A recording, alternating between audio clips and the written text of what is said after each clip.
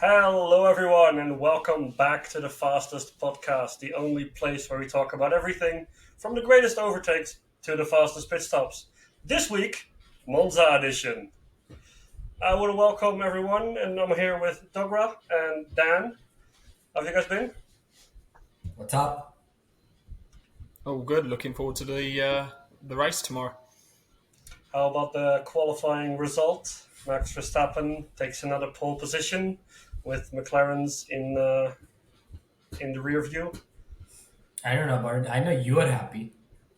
I mean, yeah, but what do we think about it? I mean, it sets up a great race for tomorrow, doesn't it? I mean, Verstappen's going to want to win it.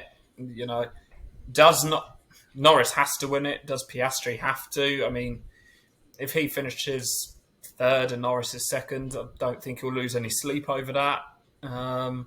And you can't count the Ferraris out either. The slipstream into turn one, and then into the second chicane. I wouldn't count, Leclerc anyway, making moves. You got Hamilton moving back through the field after his penalty. I think he starts 10th. Yeah. So you've got a good race set up. So looking forward to it. My hope is, what if Norris and Verstappen go hard at it again, like last year, and then just. You want to see chaos. Okay. I want to see Piastri win, honestly. I want him to get the WDC, bro, deserves it. That's fair enough. Okay, so we have, as you said, Hamilton with a penalty. And the real question is, we have Leclerc, who has been proven to be a great qualifier, on a track where slipstream is very important, a toe even more, when you're talking about qualifying. Why in the duck didn't Hamilton give Leclerc a toe down the main straight for a chance at pole? Well, we all know it's very difficult to overtake this season. I have no answer. Ferrari strategy, innit? This doesn't make any sense. All I can say is, Okay, there goes our net rating. But yeah, I don't know why. I mean, you saw Piastri doing it for Norris. They didn't even need it. They already have the fastest car. So I really feel like Hamilton could have helped Leclerc there. It would have been great. We would have seen the Tifosi on fainting together just because a Ferrari got onto the pole. We didn't get to. What I would say is I'm not quite sure why Piastri agreed to give Norris a toe, and they're fighting for a world championship. It just proves again that this championship fight is just too friendly. If I was Piastri, I'd be like, no, I'm not doing it. He's my rival. I want to extend my lead. In the end, Norris has out-qualified him because he's given him a toe. I just don't understand that one from Piastri there. I would have gone against the team if he was ordered to do that. Yeah. I mean, it has been known that if you have like a long straight going into turn one, it's not always the best place to be if you're in pole or on the second row for that matter. So maybe it was just big brain move by Piastri, going for P3, knowing that you can go P3. So you have a car behind you at least, going for the slipstream and maybe down the inside. Bold. We have seen something from Piastri this season, so He might be playing brain games there. If he pulls it off, hats off. He deserves that WDC more than anyone. So yeah, but then again, why? It's just Ferrari things, as you said. But yeah, I can't get my head around it. You know that Hamilton is not gonna start where he qualifies, so he would have had P6 at best. He qualified P5, P4, I believe. 5, I think. So yeah, starting P10. He's starting P10. Yeah. It just doesn't make sense, and it has to give Leclerc also some feeling of just unrecognition. To have the opportunity, you're sending both cars out after one another, as you usually do. But then you just don't account for the fact that you can actually help one another on your final run. And the decision was easy this time. It was. Yeah. Is this maybe a sign of a bigger problem at Ferrari that we've seen this year with both drivers not being able to adapt to the car very well? Or do you just think that this is just a strategy issue? I think it's a strategy issue. Since I can't even think when their strategy started going wrong. Probably about 2010, to be quite honest. But yeah, I just don't understand their logic there. Maybe I think Tsunoda went out before Leclerc, so maybe they thought he would get a tow from Tsunoda, but I think he was slightly too far behind to be an effective one. To be honest, Hamilton was too close to Leclerc. I just said he wanted to maybe drop another second or two back, so it kind of hampered his run as well because I think he was yellow in all sectors, or he was definitely yellow in two of them. So again, they've got their timings wrong. If they were planning on giving Hamilton the tow, it just didn't make sense.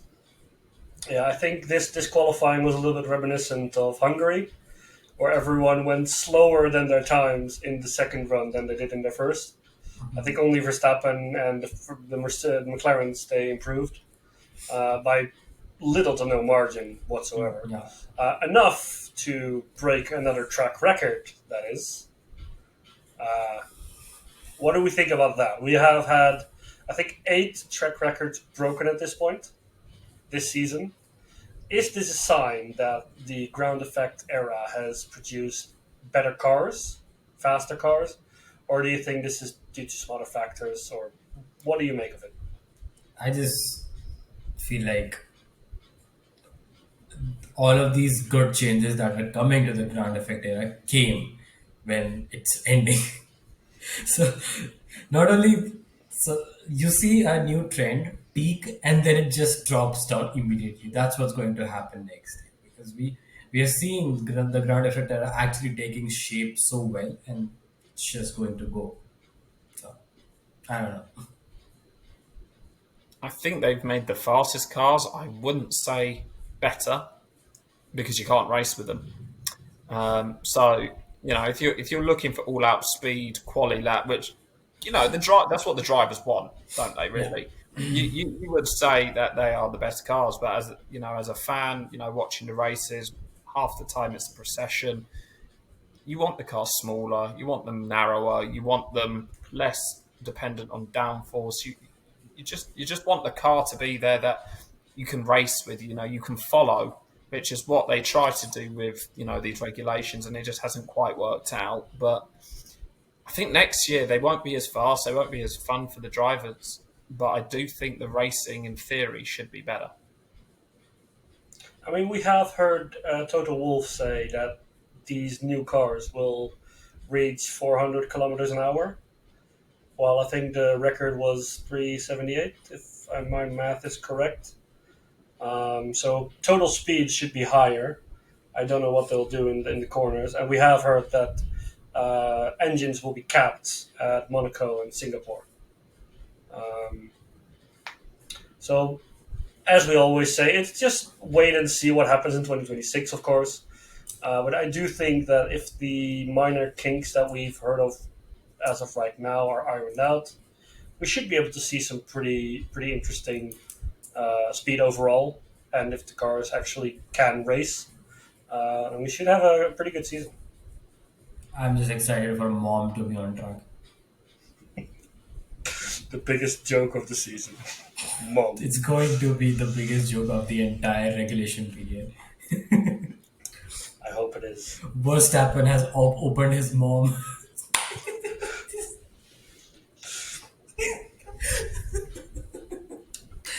Everyone's going to be giggling like little schoolgirls. I will. Amazing.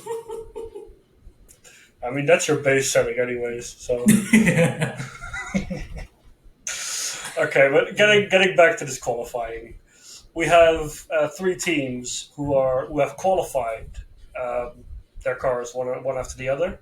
Of course, Hamilton will be set back, and Verstappen is the only Red Bull in the top 3. but it's pretty interesting to see the teams so close together. Um, is this track a reflection of that, or do we just think that the cars make a difference in this era?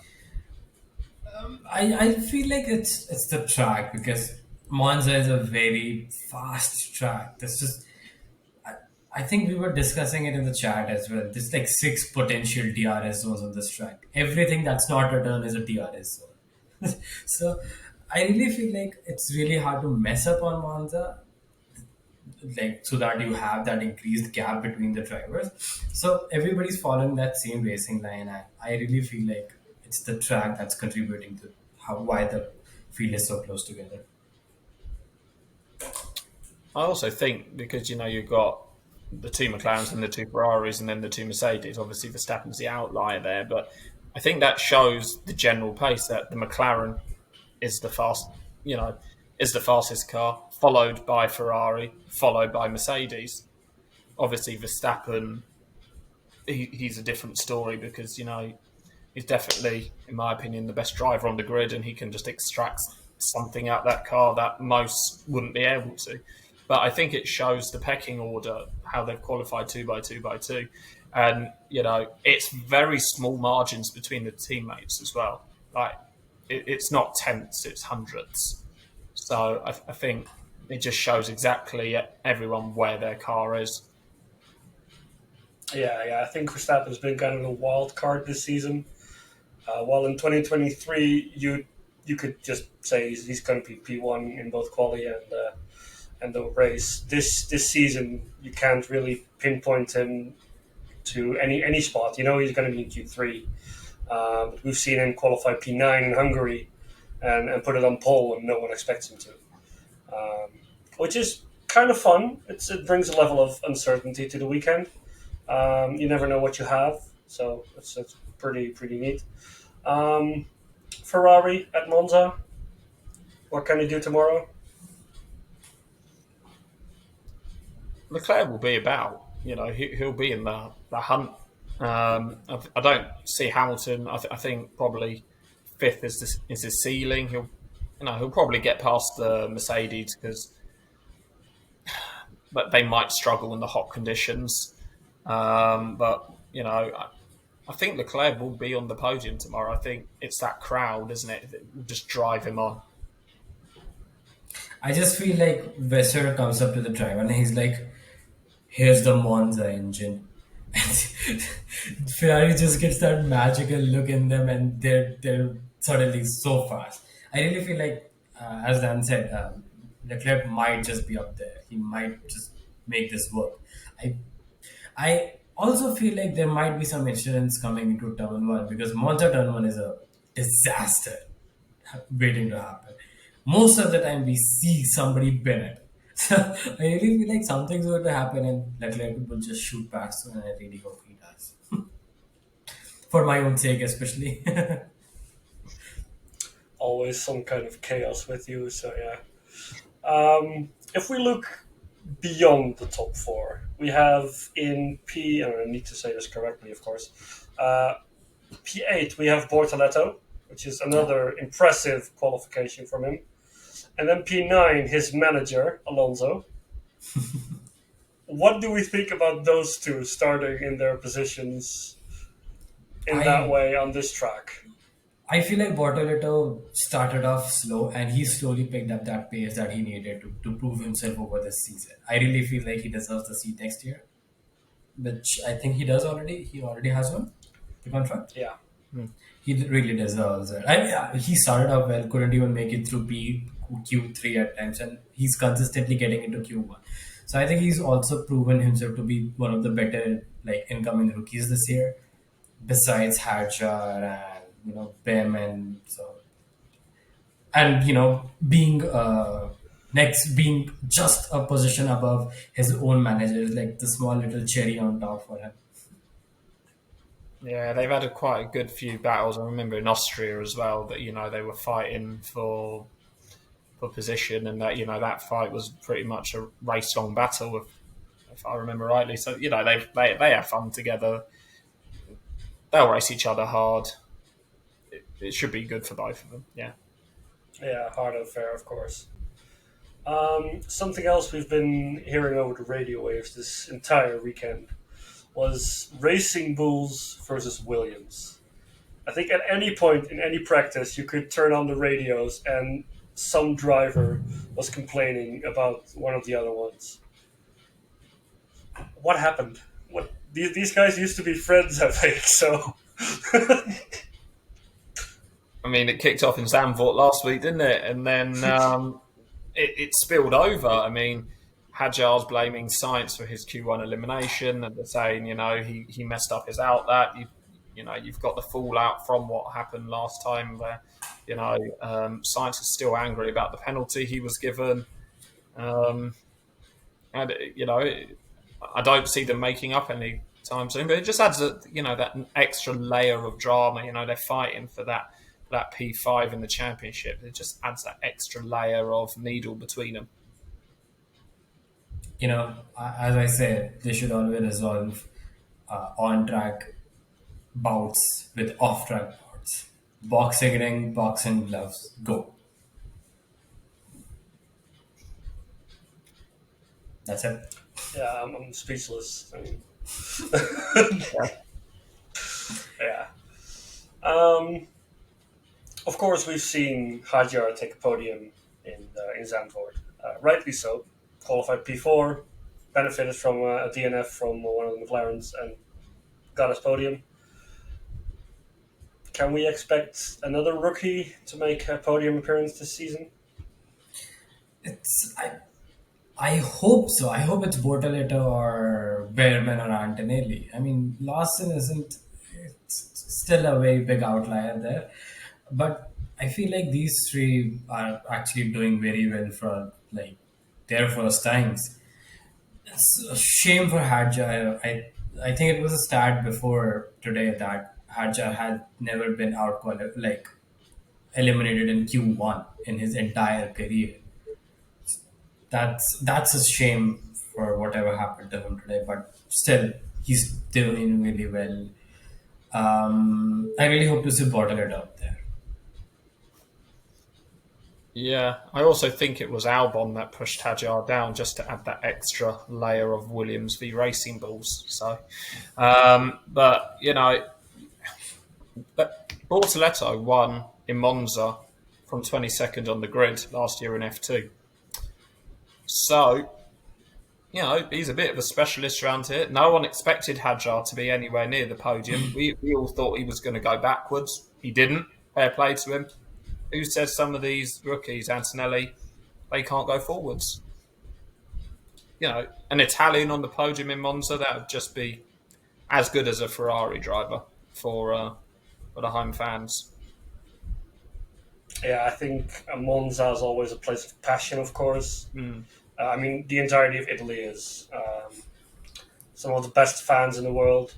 I think you could ask anyone would agree with that. Yeah, they have two religions. Christianity and Ferrari. Yeah.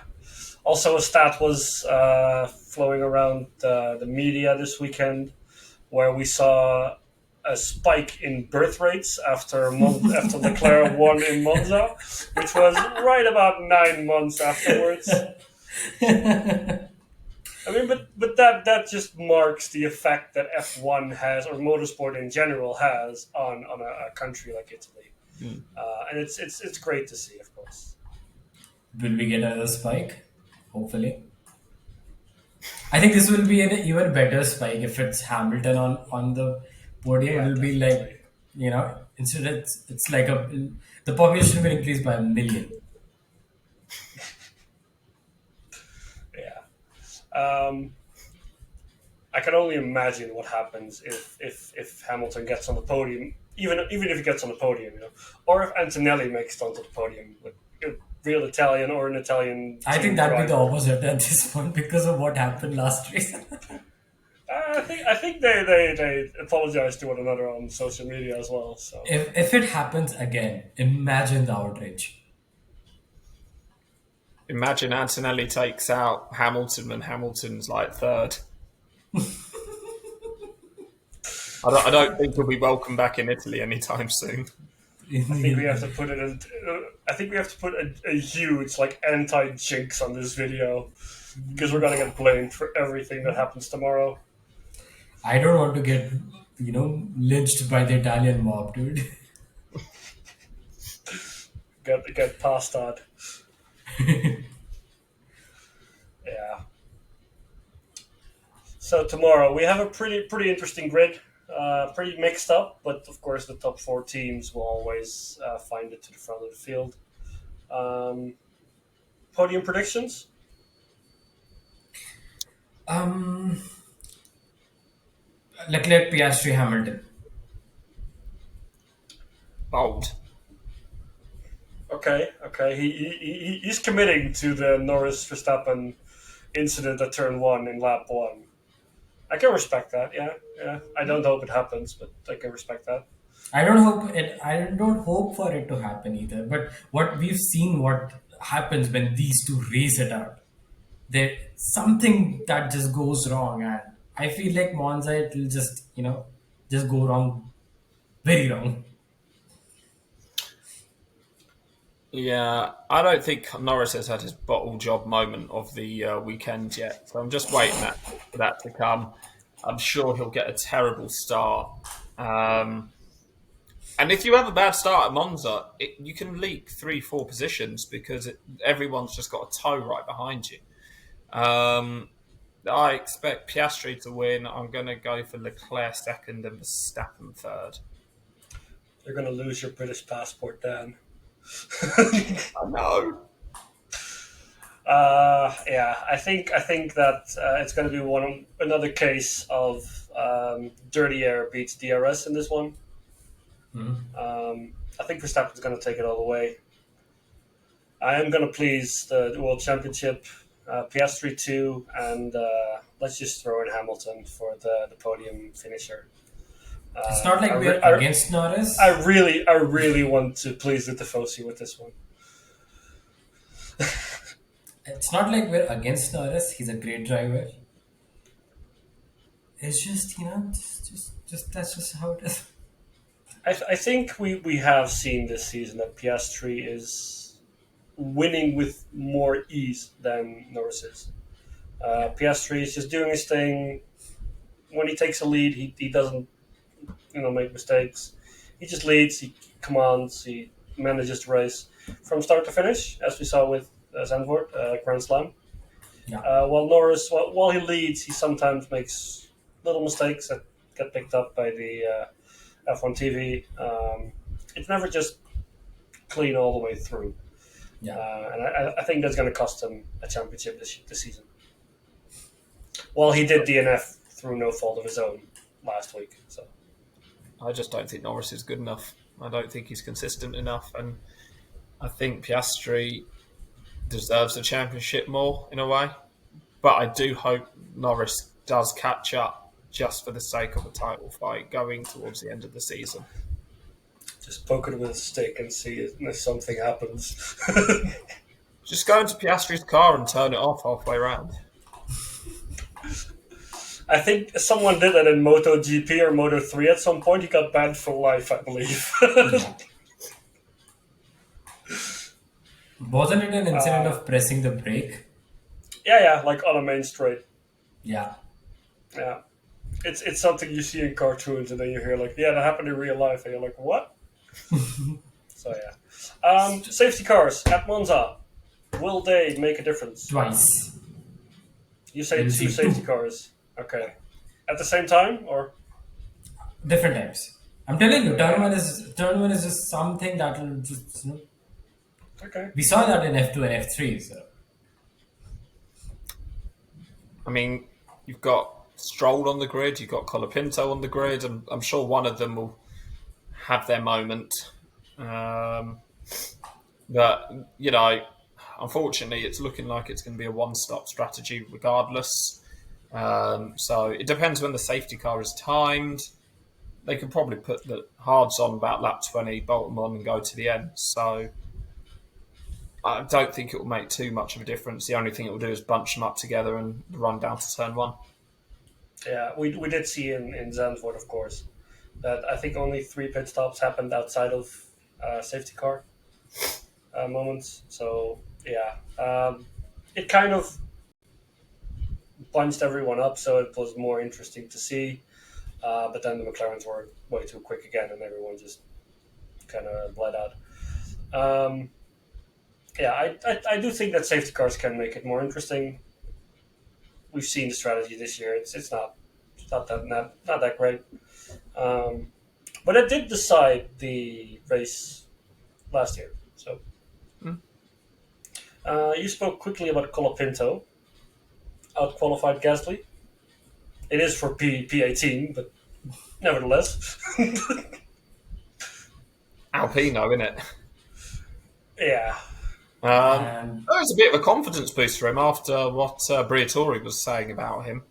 Was it last weekend? So, it's a bit of a confidence boost. You can only go as fast as your car is, in essence. And your first job is to beat your teammate. And he done that, so fair play to him. I mean, I think it's Franco being like, you give him extension, I give you better performance. Conspiracy. Flavio and conspiracy. Yeah.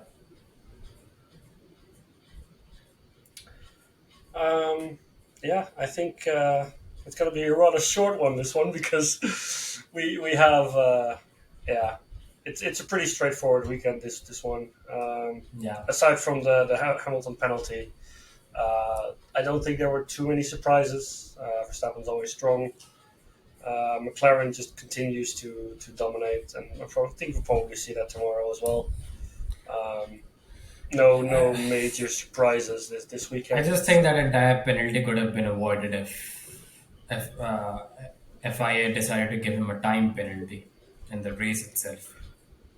Yeah, it has been a trend this year where FIA decides to, rather than make a decision during the race, they'll say, yeah, we'll investigate that after the session. And mostly it will turn up nothing. They'll just say no further action or a reprimand or a warning or whatever. But in this case, they could have just investigated it straight away. Given a time penalty for that, I think that would be a 10-second time penalty or maybe I drive mean, through. it happened in Formula 2 as well, right? With Dan.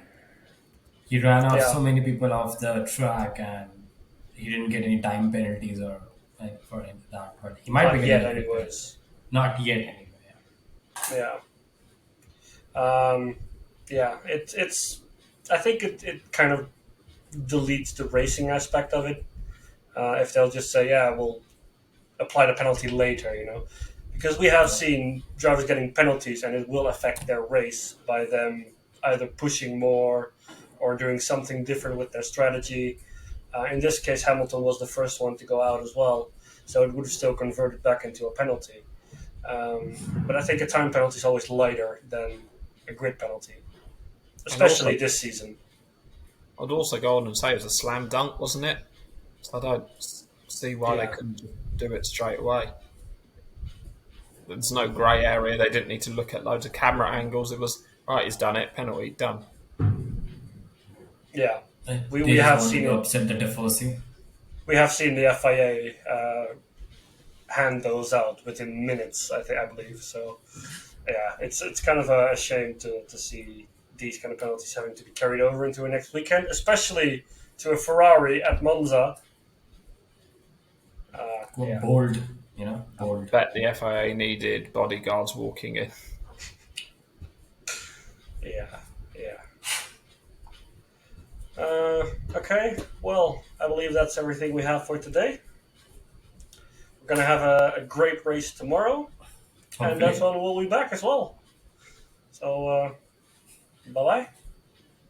Mate. Bye bye.